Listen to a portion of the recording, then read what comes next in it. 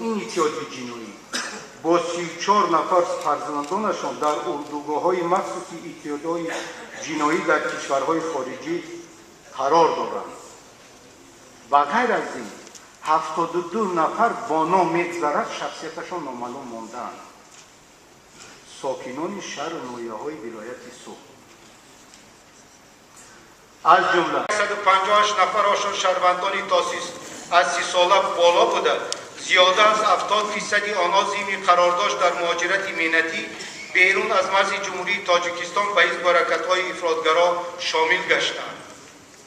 10 نفر از آیان حزب حرکت‌های افراطگرا در جریان گذرانیدن عملیات‌های مشترک و نشان دادن مقابلیت مسلحانه بی‌ضرر گردانیده شدند.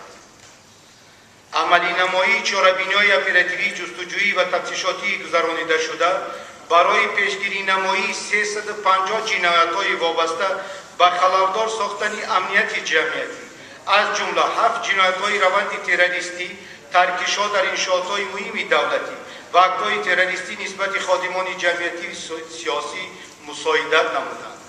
از جانب کارمندان مقامات کارهای داخلی ولایت سوخت باشد در دوره سالهای 2010-66 2011-73 2012-5 2013-31 2014-84 و 2 ماه سپری شده سال جاری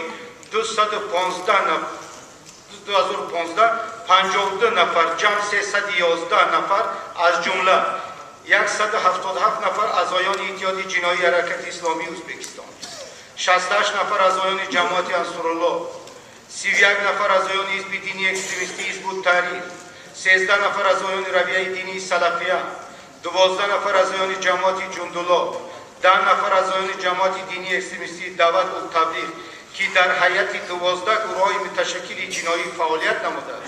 مقصد صادرنمایی جنایت‌های وزنین دارای روند تروریستی و اکستریمیستی تأثیری وسیع جمعیتی را داشتند.